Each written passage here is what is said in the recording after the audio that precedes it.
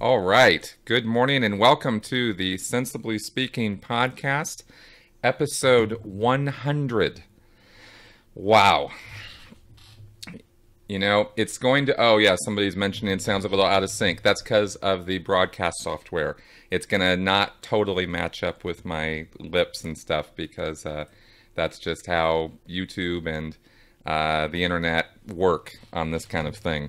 Actually, to the point where after this is done, in order to sync this up with the video, I'm going to have to edit it a little bit and just move the audio a little, a couple clicks over in the editing software in order to get it to look better than it does when it's live.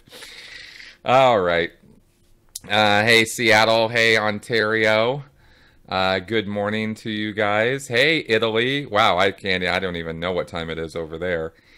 But weather here in Colorado is a little balmy, maybe a little bit funny. It's been raining the last couple of days as I look out the window here and see an overcast white sky. But it's all good. It was getting pretty hot here the last couple weeks. But Denver weather is nothing if not malleable. Quite changeable here.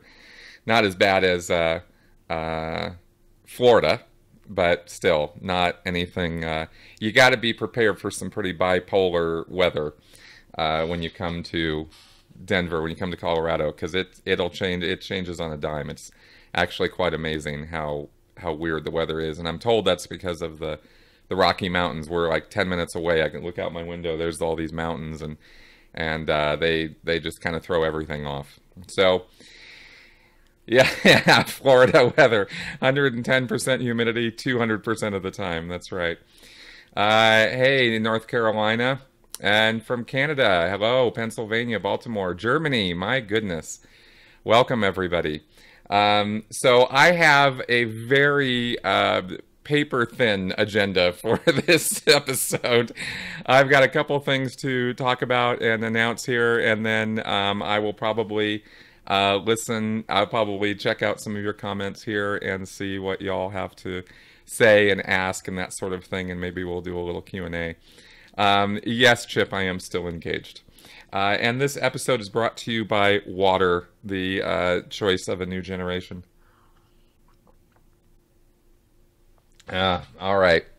So first off, as far as announcements and stuff go, or as far as things I want to just get off my chest right away, very, very happy with the latest video I put up on Study Tech. It took a while to get it put together. Usually I can write, shoot, edit, and publish a video, pretty quickly. Sometimes I get videos done same day or 2 days or something like that. But getting that one done was more work than usual. One, because I was doing a lot of research on it, and that will be the case with all of these videos that I'm making about the basics of Scientology, because the idea with these is that I want them to be, in case I haven't made this clear, I want them to be sort of the be-all, end-all of the topic being discussed. Whether it's study tech, or whether it's the Heresy Triangle, or whether it's the Scientology's communication formula, or the Hubbard system of logic, or the gradient wasn't too steep in the study tech video. Good, thank you. But I want these videos to be really complete and not leave too many stones unturned. I mean, I could have made the study tech video twice as long as it was. I mean, I thought coming in at an hour was pretty intense. That's a lot of video. Yeah, no claymation.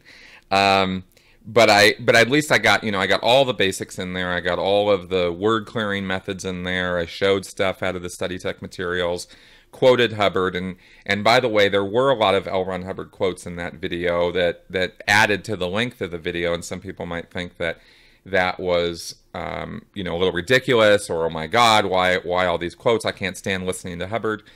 But I put those in there on purpose because I want you guys to get it from Hubbard, not from me. I could explain study tech in 10 minutes, but I wanted you guys to get straight from Hubbard's mouth. This is how he talks to people, you know, his followers, and this is what he says, and this is how he says it. And it's been so funny to do that for me and go back and listen to, you know, how he says his stuff. I mean, I listened to those study tapes when I was in Scientology probably 7 or 8 times over all the years that I was in Scientology. And there are, I don't know, 10 or 11, 12 of those lectures. And I listened to them over and over again, right, over the years. I did 3 different supervisor courses, professional course supervisor courses, over the years that I was in. In fact, that was when I first joined staff at Santa Barbara, and I was going to be, you know, a staff member. I was recruited on the basis that I was going to be one of the best course supervisors in the world, because there was a special course supervisor training program that was being delivered down at Big Blue, down at ASHO, the American St. Hill Organization. International management had fired off a mission, a Sea Org mission, to train, you know, the best of the best in Los Angeles, and that status appealed to me. Definitely, as a 17-year-old, like, impressionable, you know, oh, you're going to be the best of the best. I was like, ooh, wow, really? It's like the Top Gun of supervisor training, you know, and that was what I was going to go down to LA and train on, and I did. But I did not finish the training. I didn't make it because I was new on staff, and I was 17 and kind of dorky and stupid, and I didn't really get how Scientology worked as an organization at the time. And so I went down there for, I don't know, 4 or 5 months and kind of bombed out. Got through some courses, but didn't finish the whole thing, and got sent back to Santa Barbara. Anyway, then a year later, went back to LA after getting some staff experience, and then that time I spent 4 months down there again, and I kicked ass and totally got through the whole program very quickly, and became a professional course supervisor. And then I went back to Santa Barbara and supervised courses for years, and that's sort of my study tech training, you know, started right at the get-go as a staff member. So I don't think I've ever talked about that before, but that was basically how I got onto staff and started up as a staff member. And so study tech was my life. I mean, that was you know, what I was doing all the time. And then later, when I joined the Sea Organization, and after the golden age of tech had come out and Miscavige had gone through and revised everything and was changing everything as to how the training was done, I did another pro supervisor course, and during that time I also did word clearer training. So this was wow, hi South Africa, hey there. So I was very, very involved in that stuff, and so I was looking forward to doing that video. But that level of I guess my point with all of this is that I want to do that level of detail that I did with the study tech video with all of the Scientology basics videos in this series that I'm doing, so that if you have no idea what Scientology's methods and techniques and technology are, then you can watch, you know, those videos, or watch, you know, any one of those videos on the various topics I'll be doing, and get the whole story basically on what that point of tech is, what Hubbard said about it or wrote about it, and then a critical analysis of it, you know, why it doesn't work, and where hey Brighton, England, hey John, and where there is evidence of plagiarism, or, you know, where he took it from earlier sources or was inspired by other people or some such stuff. I want to lay all that out too, right? Because it's becoming clearer as I am looking into some of this stuff, that Hubbard was, it's becoming more and more clear to me what an unoriginal thinker Hubbard was. And as Ava Berner said in that in the Study Tech video, how Hubbard was, his skill was marketing. His skill was taking other people's things and putting new labels on it and new names on it and presenting it as though it was the be all end all of existence. He was really good at doing that, and getting people to believe that he was something special. I don't know how these gurus do it, really. It's quite something, you know. But there's a lot to know about that. There's a lot more that Alan Walters, who was an ex-Scientologist he got out, I think, in the 70s or 80s, but he laid out, you know, all kinds of stuff that Hubbard had plagiarized from other people at St. Hill, and tracking down Ava and confirming that with her and getting that whole story from her really nailed, for me, you know, certain that plagiarism aspect. I mean, we knew that Hubbard had studied, you know, or looked into Freud and, you know, Jung and psychology and you know, the regressive therapy, the regression therapy that is Dianetics was clearly taken from other sources. We knew that Hubbard had been heavily inspired by, we will kindly say, Aleister Crowley's work, the book of, when I got my hands on Crowley's very small, I mean, almost pamphlet-sized book, the Book of Law, I couldn't believe it when I was looking through it at how blatant Hubbard had taken stuff from Crowley. You know, axioms. I mean, Hubbard has axioms of Dianetics and Scientology. Well, that's, if I'm remembering right, that's what Crowley had in his Book of Law, and then all these principles and things that Crowley laid out. Hubbard tried to emulate that when he was in the early days of Dianetics and Scientology. So yeah, as Shelley just mentioned here in the comments, it's like untying a huge knot. That's exactly right. And I want to untie it all the way, so that by the time this whole Basics of Scientology series is done, we have really unraveled, you know, all the basics, all of the fundament, the core of Scientology, right? I've already nailed, you know, I'm pretty happy with the work I've done on this so far, and I feel like I've really nailed the fact that Scientology is a faith-based religion. And I, you know, maybe I stress that more than I should or something, but for me as an ex-Scientologist, it was quite a thing quite a revelation for me when I kind of like clicked on that. Oh my God, I bought into a bunch of stuff on faith because of the fact, as I mentioned in the videos, that it is not looked on in the world of Scientology as a faith-based religion.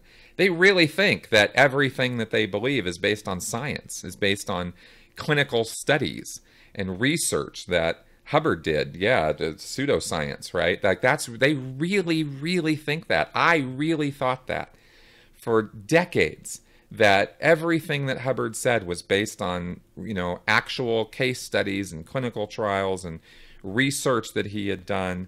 And it was only, you know, kind of the looking back on it that I was able to see all the places where Hubbard had even admitted to and said that, you know, said things that alluded to the fact that it wasn't that, you know, that Hubbard was just making stuff up off the top of his head even, you know, in lectures.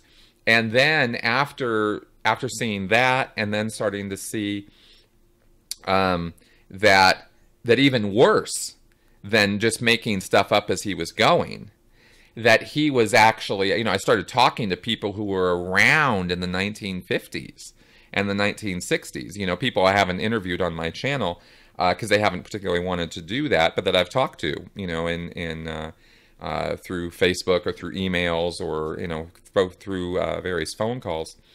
And you start getting this, you know, they start telling you about how things were in the 50s and the 60s, how loosey-goosey they were, how kind of, off the cuff things were, and how many people were trying to put or were trying to contribute to the motion and were giving Hubbard ideas, and how he took them and then made it sound like he was the one who came up with them. It's one thing if you're going to be intellectually honest and you're going to create a subject like Scientology, where you're going to credit other people, and very, very rarely did Hubbard credit other people. There were a couple places where he did it, but for the most part, and they were in the earlier lectures, very rarely in the 1960s on did Hubbard give name recognition to people whose principles or concepts he used.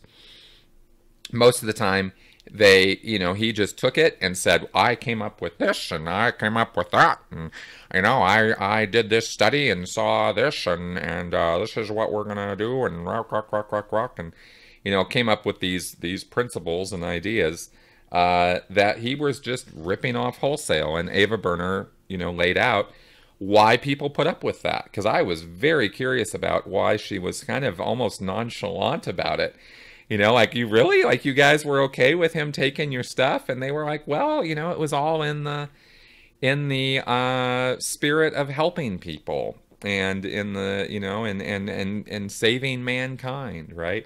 And when you look at it that way, you go, okay, I kind of get why people kind of went with it, in some fashion. But then in hindsight, you look at it and you go, no, that really wasn't okay. There wasn't anything ethical or cool or world-saving about any of it. It was just Hubbard engaging in self-aggrandizement.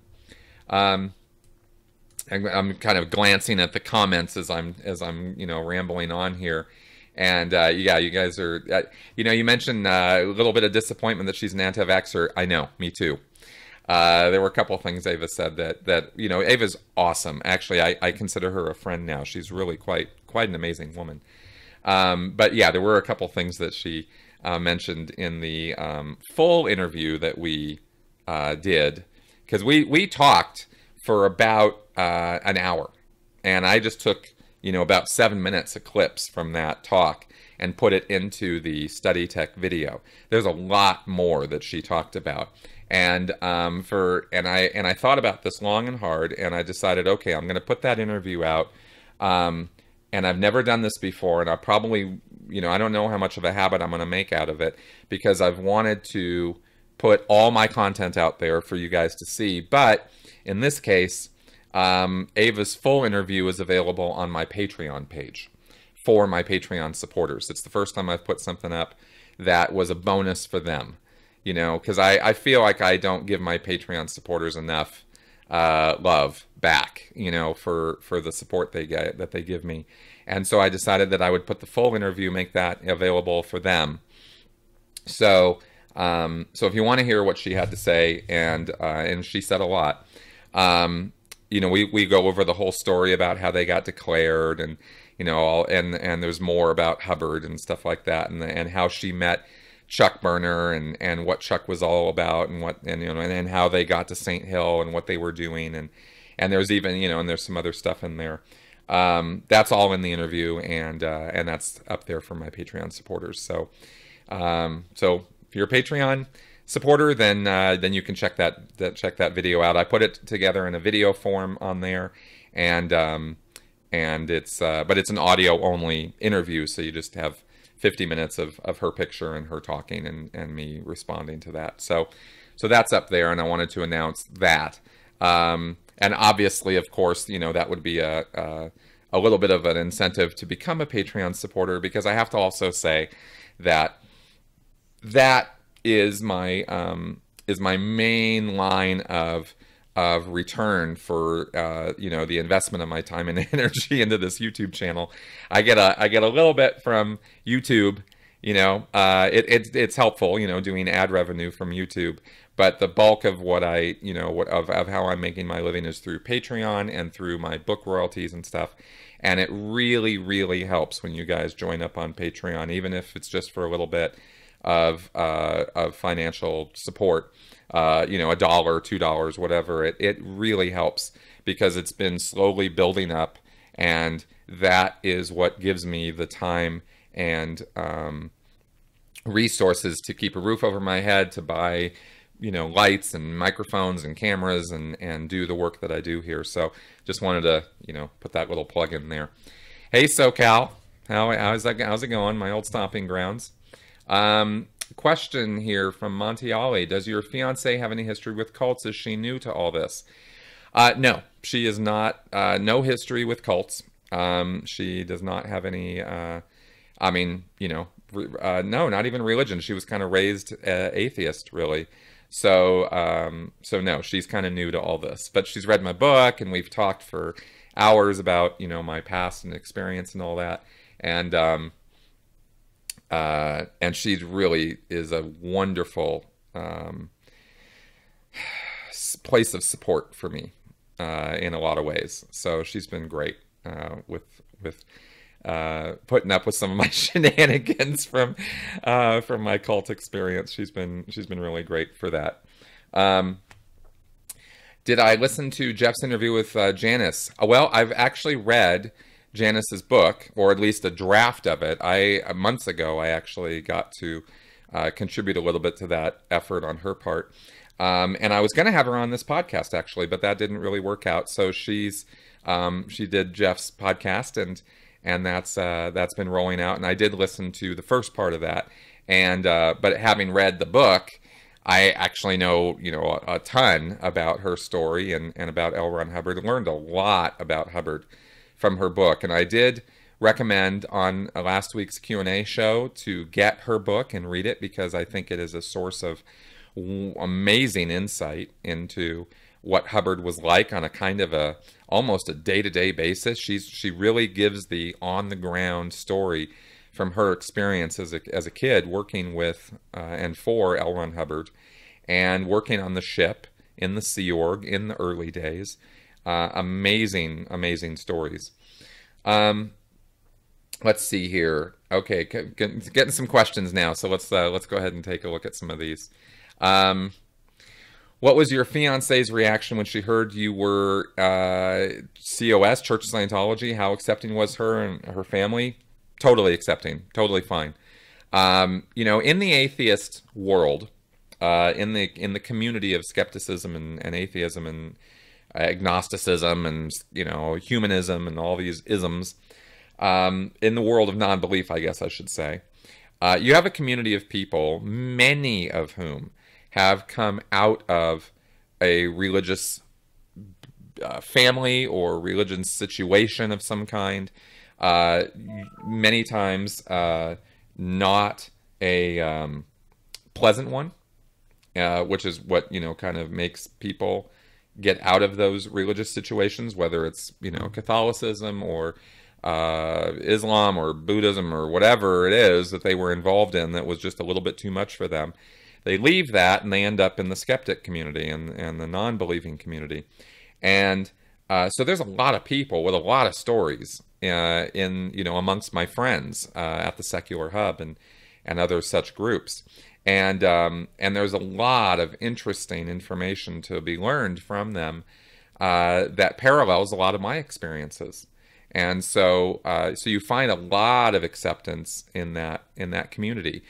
What I have been railing against recently on my podcast here, and you know, less so on my YouTube channel, on the YouTube videos, but more so on my podcast, where I get a chance to kind of talk more in a free form format with guests, is railing against maybe some of the intolerance or some of the ridicule that religion gets, or I should say religious believers get, because I want to draw a line there. I'll ridicule religion all day long, but I don't really think that we should be ridiculing religious believers, especially people who are freshly coming out of that a belief system and experiencing the loss of it and readjusting to life without a faith-based worldview.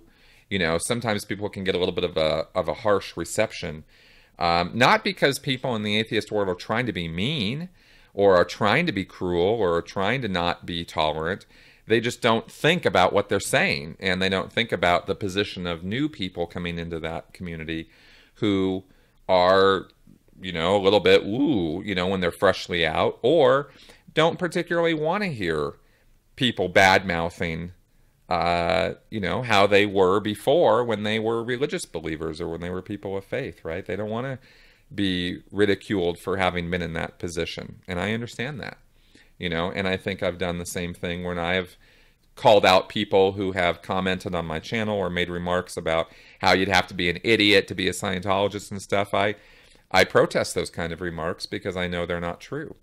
And because, while I'll say I was an idiot on one side and down the other, I will not, say that all Scientologists are idiots or that you'd have to be an idiot in order to be a Scientologist, because Scientologists are not idiots.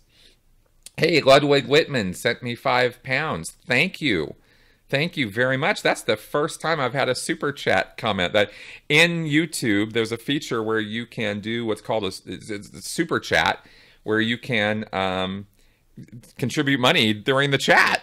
And I never even, I didn't expect that. Thank you very much for that. I really appreciate it. Thanks a lot. Hey, Finland. Good to see you on board here. All right, let's see what else we got here. I've had this question a couple times. Let's take it up. JWT242. Did you ever listen to the Congresses? Jason Begay said they were the reason that he was able to realize it was all a big scam. That's interesting. The Congresses are a lot. There's a lot of Congresses. There's like 20 of them or something. I don't know exact number, but there are a lot. The Congresses were a series of lectures Hubbard gave mainly through the 1950s and into the early 1960s. That were for general public consumption as well as for Scientologists, and they would usually be given over a weekend at a hotel, sometimes 3 days, and Hubbard would come into town, do the Congress, and then fly out. And Scientologists could come. Scientologists could bring their non-Scientology friends, and there was a way for them to see L. Ron Hubbard talk live. And often there were practical exercises and drilling and little workshops and stuff that would also be held in between the lectures.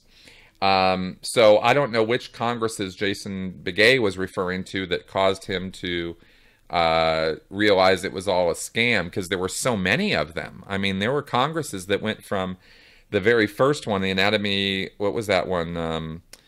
I forgot the title of it, but it had to do with the anatomy of the spirit of man or something like that.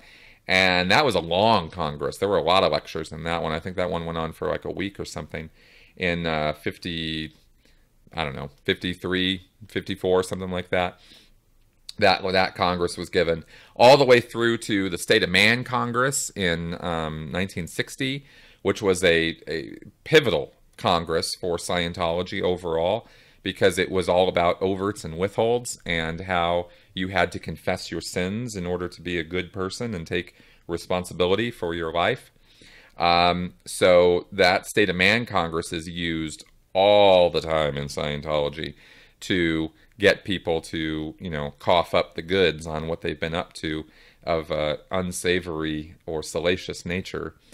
That's the lecture series that is probably more listened to in the world of Scientology than any other lecture series, I would say.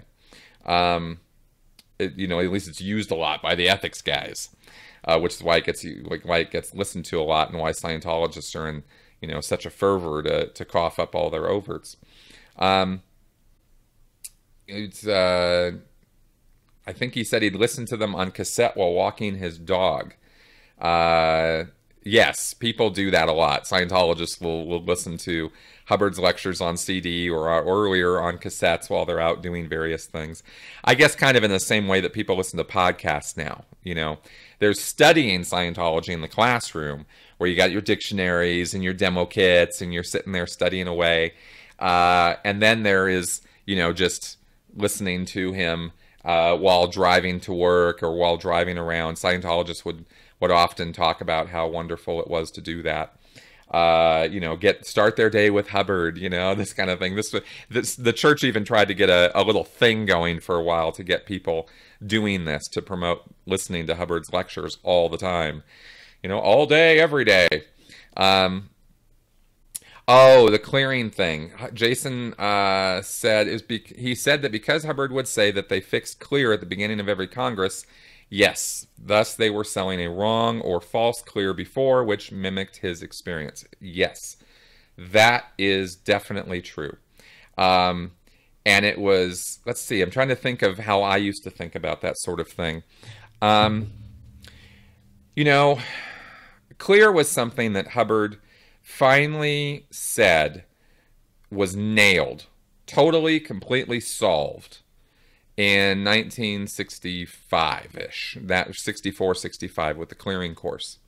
And there was power in the clearing course, and what is now called, it's kind of technical, but I'll just say what's now referred to as the alternate clear route on the grade chart, or on the bridge to total freedom, was the original nailed route that anybody could take in order to become clear.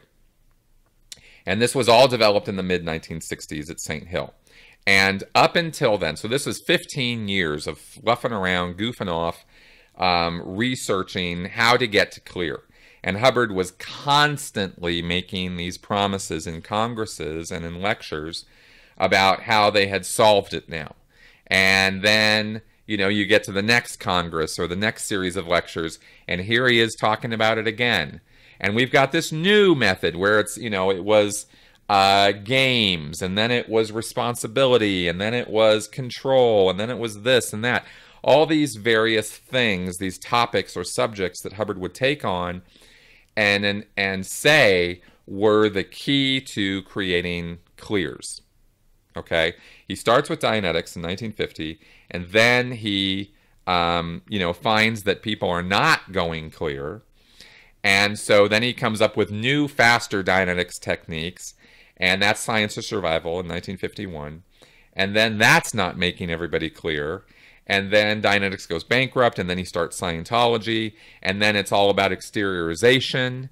And there's a couple years of nothing but let's pop people out of their heads with out-of-body experiences. And that way, when they're out of their head, they'll be free from their reactive mind, and we will be able to get them clear that way. They'll be able to examine every bad thing that ever happened to them across their entire whole track, all the way back to the beginning.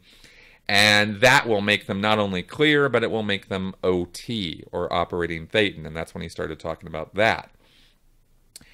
Well, that didn't really work out so good. And not everybody would pop out of their head, and not everybody would have these wonderful spiritual experiences. And Kuwait, are you kidding me? Somebody is actually watching from Kuwait? Wow. Hi, Backpacker 79R. That's, wow. That is, I never expected to be talking to somebody in Kuwait. All right. Anyway, then throughout the rest of the 1950s, Hubbard had all kinds of little gimmicks and things he was trying to do to get people to universally realize that they were clear. And it just wasn't going. Past lives and out-of-body experiences, and focusing on life as a game, focusing on responsibility, focusing on control, focusing on all these various things. None of it did it. And then finally, in the mid-60s, he came up on something where it became, all these things you had to go through to get to clear. And it looked like it was finally, working for everybody, in that when you would do this series of steps, Hubbard just said, okay, well, you're clear now. And everybody went, okay, good, I'm clear now. And now we've got clear wrapped up. And now we're going to move on to OT. And that's when he started developing the OT levels.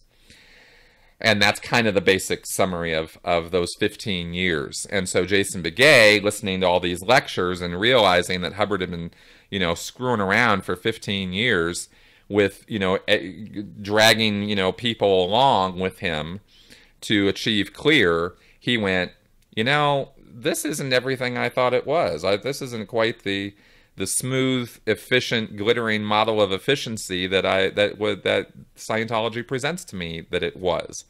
and is absolutely right.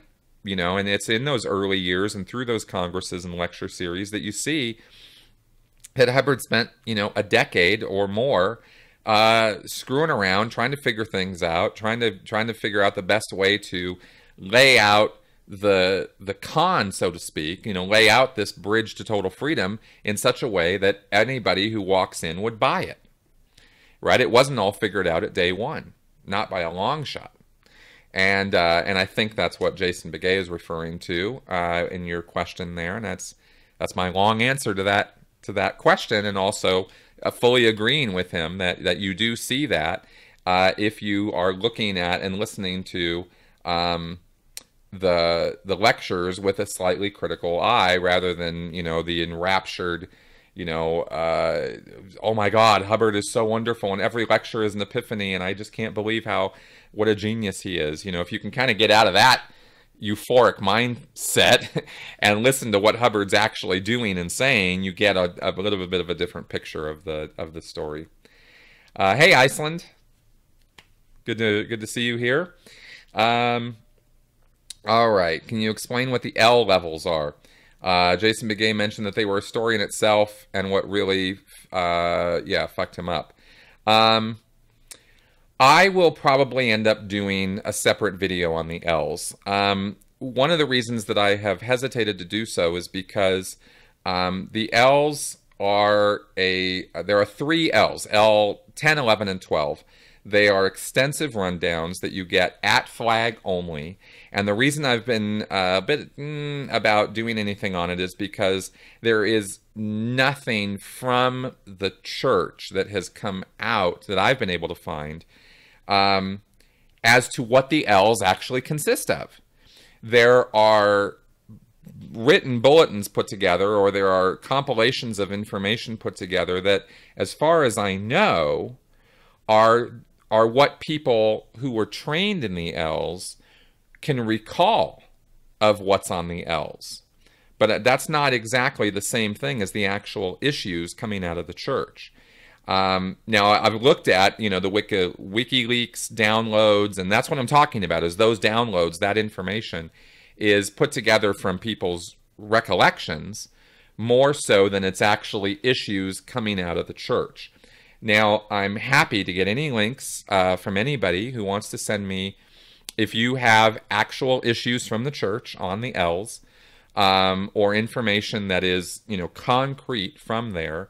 I'm happy to look at that, because, and the reason I say I'm a little hesitant about that whole thing is because I didn't do the L's. I never read any of the confidential issues on the L's when I was in Scientology. I was not, you know, not at Flag, not involved in that part of Scientology's world. And, L stands for list. L is for list, sorry. L10, L11, and L12. These were lists of questions or commands that Hubbard put together in the early 1970s on the Apollo. They were originally intended for executives who were training on the ship under Hubbard in order to be executives of Scientology organizations. And they were meant to be Thetan boosters, spiritual boosters. They would superpower, or not superpower, that's superpower later, sorry, but they would supercharge a Thetan. They would reach in and sort of decore, you know, get the core out of the nasty, vicious evilness that lies at the core of a Thetan, right? This is kind of the idea you get from the promo. Is the baby smashing routine a part of the L's? I've never heard of that. I'm not sure what you were referring to by the baby smashing routine. Anyway, don't want to get ahead of myself. Oh yeah, superpower. Oh my God, you guys. Little tiny questions, huge answers. Okay, so anyway, just let me finish with the L's first. So there were these lists that were put together, and they go in a different sequence even. I think it's L11, then you do L10, and then you do L12 or something is like the ideal sequence of doing them in. They cost more than any other processing in Scientology per hour. If you go to Flag and in Clearwater, which is the only place you can get the L's ever. There's no other place. You go to Flag, you have to pay something like $12,000 for every 12.5-hour block of auditing, or what's called an intensive in Scientology. It's something like $12 or $13 or $14,000 per intensive to be audited by a Class 12 auditor, the highest level training you can get as an auditor in Scientology is what you need to have. That's the auditor you have to get this auditing. It's supposed to be the smoothest, most amazing, most wonderful auditing ever. Yeah, okay. And, I won't even go on and on and on about this, but that is, that's the L's basically, right? And I haven't done a whole video about it because, like I said, I want to get the goods on it before I talk about it more than what I've said here. Everything I've just told you about is pretty much everything that I know for a fact about the L's, right? So I could do a video about it, but I need, some more substantial information on it first. And yes, it would be amazing if Jason Begay would appear in my podcast and talk about the L's. And maybe, it hadn't even occurred to me. You don't get what you don't get the clothes you don't ask for, right? I think I'll reach out to him and see if I can contact him and see if he'd be willing to do that. That would be amazing.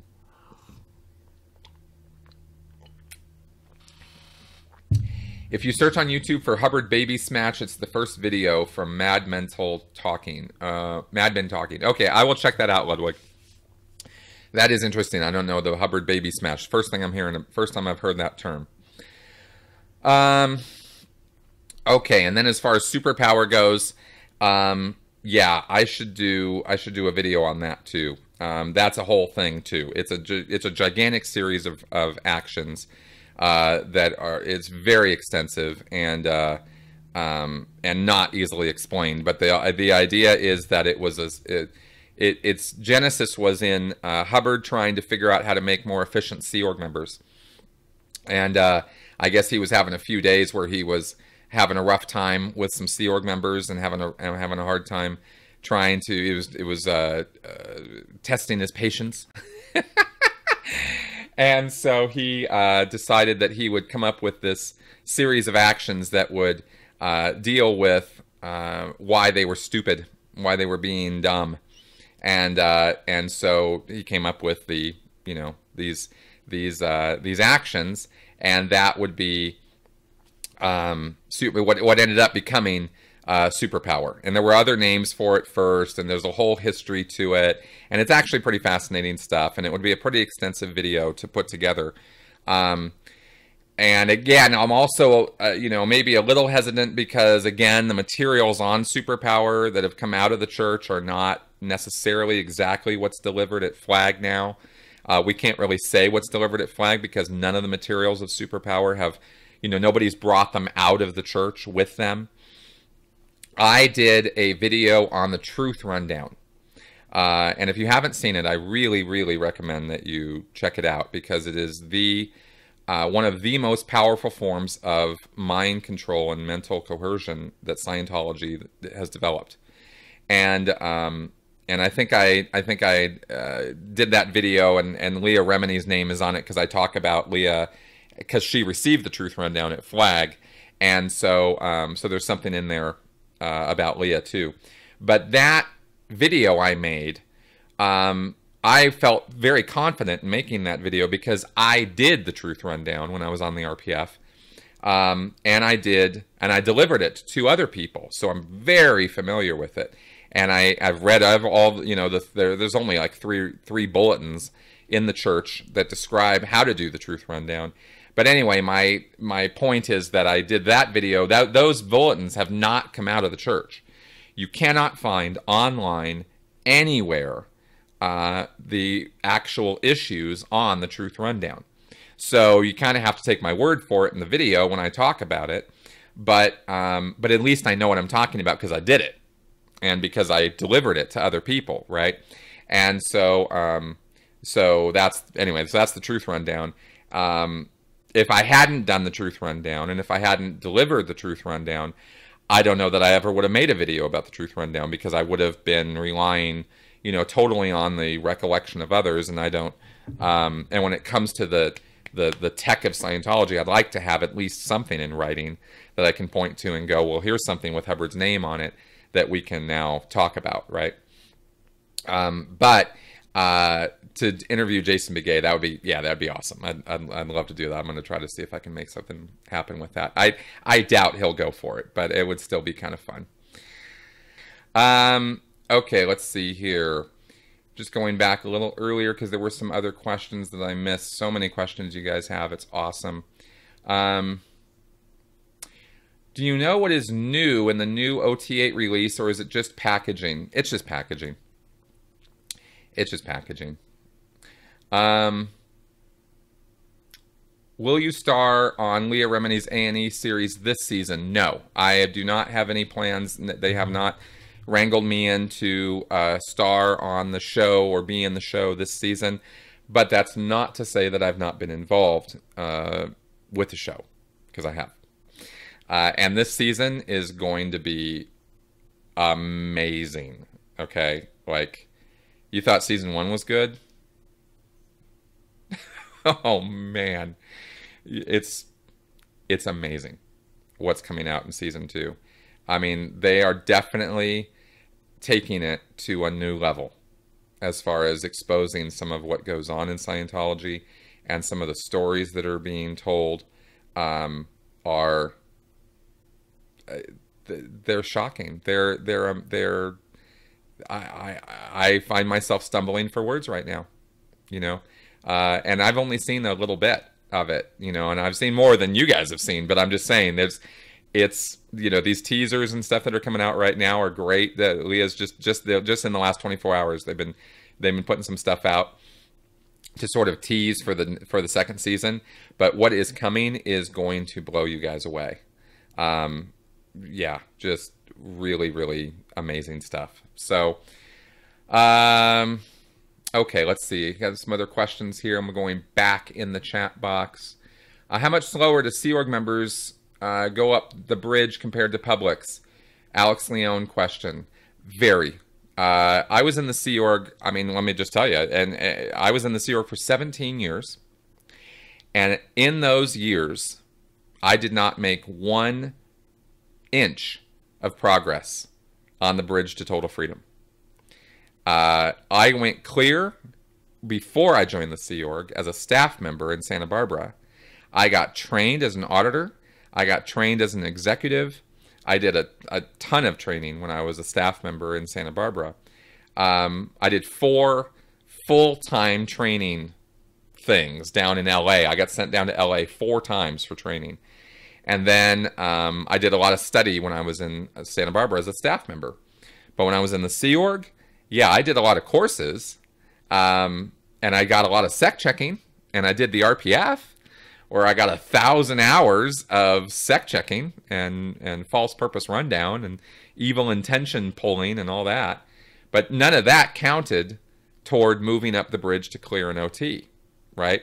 So when I was in the Sea Org, I got my clear status taken away from me. And I got told that I was sent back down to the bottom. I was going to have to redo all of it, all the way back down to the purification rundown, which was the first auditing thing I ever did back in 1987, before I even joined staff. So as far as, progress that Sea Org members make, I can count on one hand how many Sea Org members I knew who made it to OT in the Sea Org. Yeah, Mom and Dad went to flag and all I got was the stinking RPF. Yeah, pretty much. Pretty much that was my life as a Scientologist. So, yeah, that is perfect. That actually is exactly what happened to me. Because my mom and dad did go to flag. My mom got up to OT5. My dad got up to OT7. And I got nowhere near that stuff when I was in Scientology. And I put in thousands of hours of hard-ass work for the Sea Org.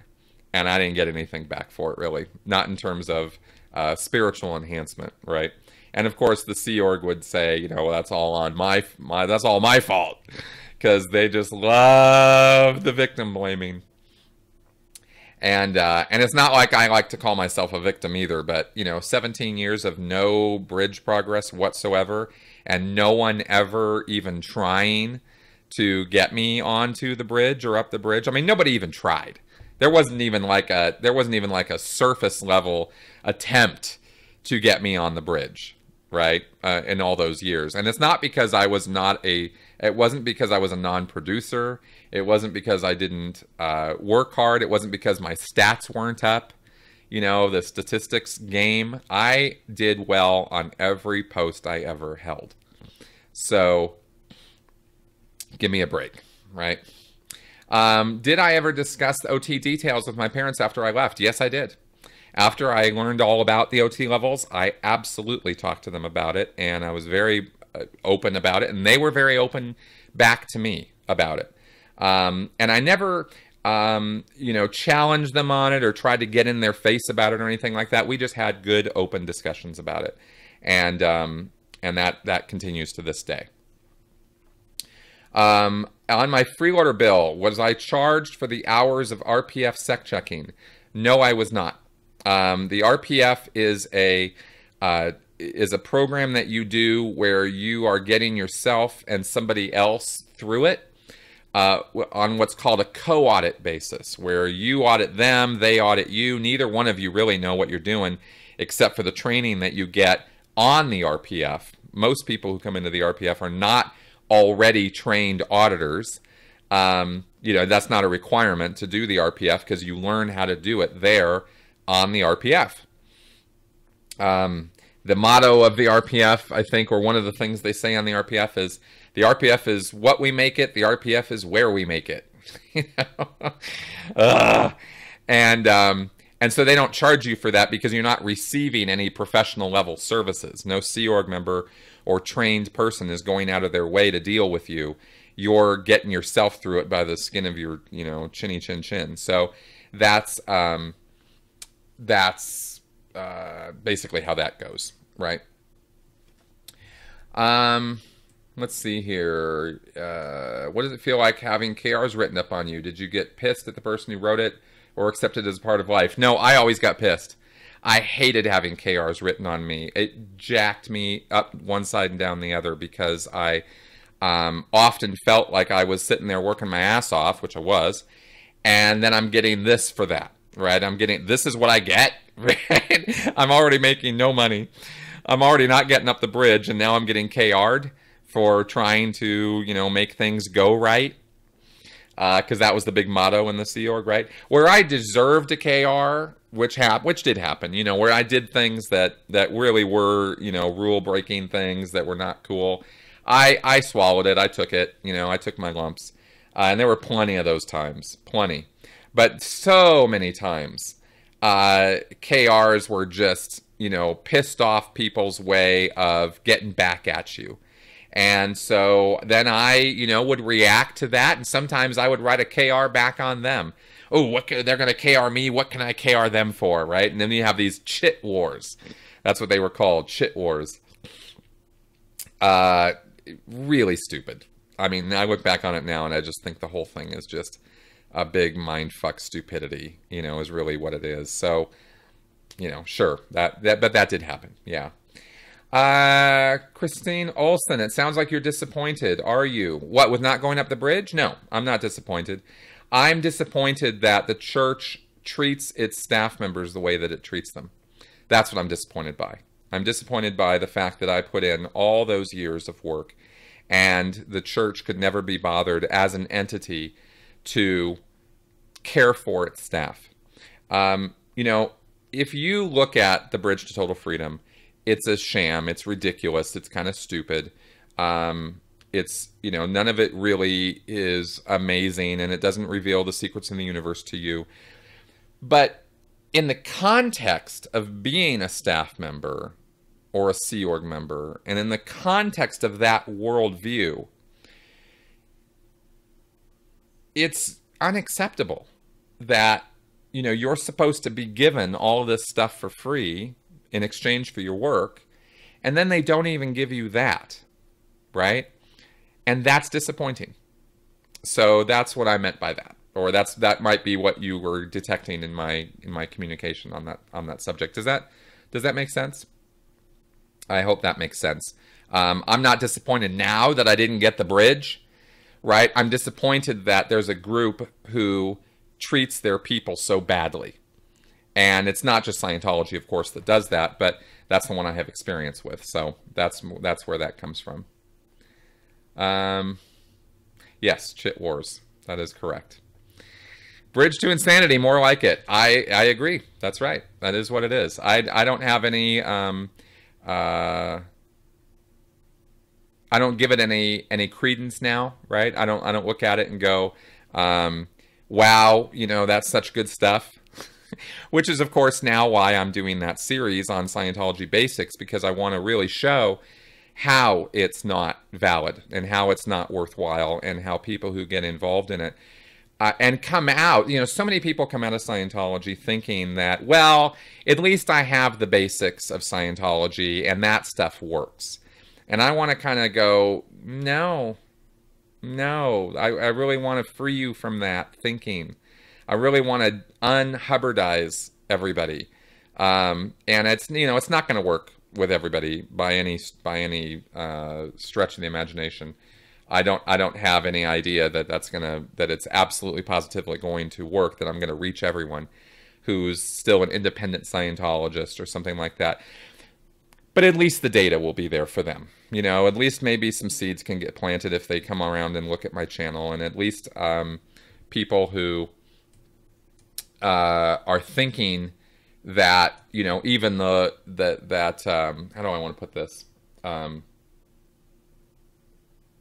That there's, that the basic principles of Scientology that they will hold on to and cling to for years after coming out of Scientology, I want to at least throw some critical thinking in their direction and hope that they will, at least consider what I have to say and the points that I have to make about it. So, all right, yeah, we're getting all the phrase, the variations on the bridge to total freedom. Dead end street to total bankruptcy. Yep, it is that. Oh gosh, Chip. I'm in the Sea Org and say something stupid about blowing or listening to critics. What is the Gestapo process? Cans, write-up, gangbangs, etc. Well, gangbang sect checking doesn't really happen these days, at least not anywhere near my vicinity. Maybe it happens up at the int base, but you will be sect checked. That you can guarantee. You will be definitely going on the cans. You will definitely be put on the meter, and you will definitely be writing up all of your overts and withholds, and you will definitely be sect checked. If you talk about blowing or you talk about listening to critics, those two things are definitely going to happen to you. Excuse me. So basically what they're going to do is anything and everything that they need to do to get you to change your mind about what you heard or listened to, and get you back into the fold, so to speak, and get you back to being a loyal, Sea Org member, right? Because there's no way you should be even exposed to critics like me, or Leah, or Mike Rinder, right? Or Tori, or Karen, or any of them. If you're in the Sea Org, you shouldn't have any time to be exposed to that or access to it. So how'd you even see that in the first place? How'd you even think to look at that stuff?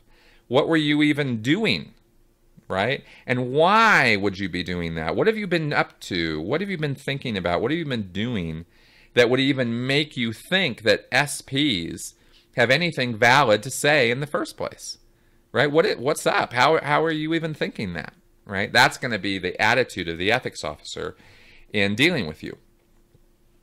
All right. So, oh, hey, Kay. Thank you. You're welcome.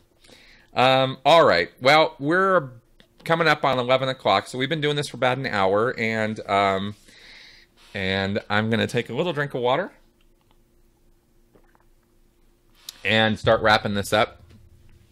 I want to thank everybody for coming around and checking out my live stream here for the Sensibly Speaking podcast. This will go up as a podcast, both audio and video as usual. And let's see here. One last thing here. Favorite critic. Least favorite, Marty Rathman. Yeah. Favorite critic, Leah. Absolutely. I think Leah is kicking ass and taking names and is doing it in the best way ever. Because she is getting it out in the same way that Anonymous did. You know, I mean, Anonymous is sort of my original favorite OG critic from 2007. What they did was, or 2008, what they did was amazing. But what Leah's doing now is absolutely hands down awesome, just pure awesomeness. And so that's what I have to say about that. All right, guys. So I'm going to be taking my leave here again. You know, consider, if you like my channel and you like what I'm doing, you know, check out my Patreon campaign. Maybe hook up with that. Maybe there will be some more bonus stuff that I'll be throwing my Patreons in the future as we roll out these basics of Scientology videos and I do more research and come up with more sources of information on this stuff. I really hope I do. I hope I can reach out to more people who have not been talked to yet or who haven't been heard from in a long time to expose some of that, you know, Hubbard nonsense. And I want to throw that stuff out there. So anyway, thanks a lot, guys, for coming around. Thanks for supporting the show and for being part of my channel. And I will see you guys next week.